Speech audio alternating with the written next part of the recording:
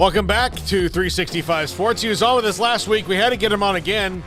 I mean, mostly because he's the schedule wizard and has, done such deep dives on the SEC scheduling model that they approved, and we talked to him about that last week. Now he's on his regular beat, which is covering the Big Ten. And Scott, you really like what the Big Ten has done with their schedule. It is complicated, and it's not going to be easy for most people to follow early on, I would think. But even still, it's innovative, it's different, and it ensures that you're going to see the games that you really want to see if you're a fan of that conference. Yeah, absolutely. And that's why I think that it would have been easy for the Big Ten to just say, you know what, we're going to go 3-6-6. Everybody gets 3 rivals, and we'll play them, over a 4-year period, and then you cycle in the other 12. Or well, not everybody has 3 rivals, so let's just everybody get 2 and do it that way. Instead, they decided to go to the flex because the Big Ten has been around since 1896. There's a lot of rivalries that are really important to certain institutions. And yet, for others, there's some where you just kind of shrug and you play the team. So I think in this case, they hit the ones that were the most important, and then they allowed everything else to kind of flow around it. And by doing it in a 2-year window instead of 4, which was the original plan, then I think it enables them to pivot, to change, to shift things around, and also capitalize on, let's say Illinois, for instance, becomes a really good program under Brett Bielema, or Nebraska returns to whatever Nebraska was supposed to be, but maybe USC disappoints or whatever. Then that enables them to kind of say, okay, well, let's make sure that we have Nebraska playing USC in a 2-year window, or Michigan, or somebody that they can capitalize on it from a TV perspective, rather than be set in this this is who they're playing and that's it. So I think that the Big Ten threaded the needle perfectly, as good as any league I've seen put these schedules together. Scott, this was something that was obviously very well thought out. I know they mentioned how long it took to do it. It was also kind of confusing too, in some cases. Did you have to kind of unpack and figure some things out as far as like with the flexes? Like not everybody had the same numbers of permanent rivals, and there were little tweaks and differences there, right, that they had to end up dealing with in the end. So it wasn't exactly the same exact set opponents, set rivals, all that for every single team, correct? Yeah, and that's what made it complicated. There were 11 rivalries that were deemed permanent, and Iowa has 3, Penn State has 0, and other ones, Michigan has 2, Michigan State and Ohio State. So they all kind of flow differently from that. But then what they decided to do was kind of to supplement it, so everybody had 3 for a 2-year period. Then they called them 2 plays. So a team like Wisconsin plays USC both years, and so every team had the equivalent of 3 2 plays. You have the permanent ones and the ones that just kind of cycle off after 2 years and go to a single play there on a 2-year period.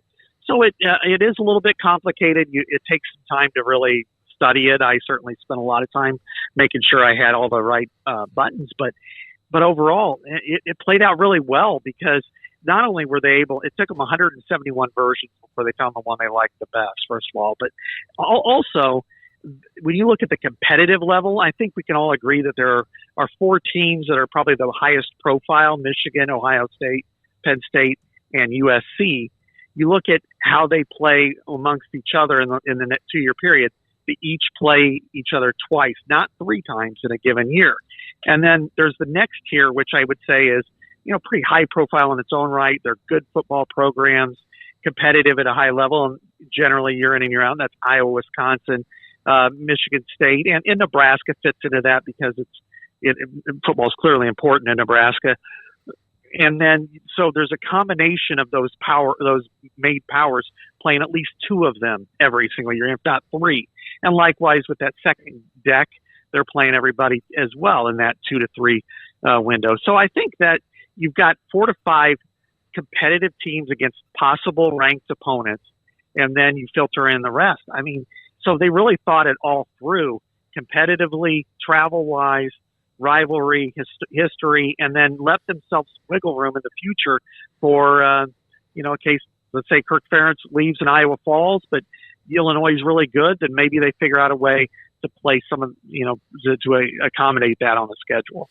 Scott, one of the things they appeared to have done as well is kind of grasp the fact that, look, they're, nearly a coast-to-coast conference now with the additions of USC and UCLA. And in going back, you mentioned Penn State has no rivals. Well, they have, other new members, like, Rutgers and Maryland are also new members, and to just try to say, like, let's make Penn State, Rutgers, and Maryland, since they were the last three to join before USC and UCLA, those are the rivals for each other, right? And so let's just make that happen, even though those schools don't really care about that all that much. Instead of trying to make it happen, like, I'll just use the example of A&M and South Carolina that the SEC's been trying to push for all these years. Like, they're not trying to make things happen that are just not going to be rivals no matter how many times you play. Over 30 years that, those teams could play, and Penn State would never consider Rutgers a rival. Oh, exactly. I mean, they have to be organic, and that's, what you said was exactly true about A&M, that now in the new look SEC, if they decide to go, if they end up voting for a 9-game schedule with 3 rivalries, then, Arkansas makes sense. Certainly Texas does. LSU has become a good rivalry. But South Carolina or somebody on the other side doesn't make sense. And like with Penn State, they're always going to look down on Maryland and Rutgers. They're regional teams. They like to play them, but that's not a rivalry to them. And then, Michigan State and Penn State's been a nice series. I think we could all agree it's been a really good, competitive, fun series. But it's not one that either one school says we absolutely have to play it. And then Ohio State, Penn State does make some sense, except for the competitive balance, which would mean that Ohio State's 2 protected rivals would be Michigan and Penn State. And then, by the way, some years they're going to play USC, and then you throw on at Wisconsin and Iowa. And it's like, well, even the Blue Bloods kind of deserve some even treatment here. And so I think that's why, and Penn State loves to live up the moniker of being unrivaled. And now it's really true. And then they cycle through everybody else on a, probably a more consistent level than Iowa does, which will play everybody basically every other year, but they won't have any kind of, they won't play anybody else other than Minnesota, Wisconsin, and Nebraska, twice over a 2-year period. How bizarre is it to see those LA schools listed, and how much do you think that multiplies the big matchups when you just kind of, initially look at this schedule? Oh, it's fantastic when you look at it that way, but it's kind of this, wow, this is really happening moment. Yeah. And I think you look at, Michigan and USC play the first year, Ohio State and USC play the second, Penn State and USC play both years. I think the challenge is going to be, and this is what Kerry Kenny, the COO of the Big Ten, told me yesterday, was the next step is actually more difficult, which is scheduling, because they're looking at, the California schools. They're not going to say, oh, you're going to go to Penn State one week and then Rutgers the next. I mean, they're just not going to do that. They want to try to help them out that way. But then likewise, none of the other schools are going to California more than once a year. So they've got to be real careful in how they do that. Now they're lucky that the 2024 season is a 14-week season, so they can kind of pencil in a few other matchups. Maybe besides, can you imagine kicking off the whole year with USC and Penn State? That would be something, that's smart to do and start the season off strong. So they're going to have to, be creative in their matchups and ensure that, again, that USC and UCLA aren't flying all over the country multiple weeks in a row, because then that can, cause a lot of detriment to those programs.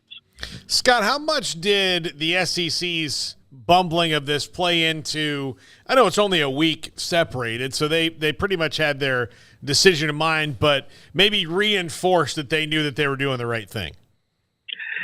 Yeah, I think you're right. They reinforced it to them. They saw what the SEC did, and they were actually very surprised.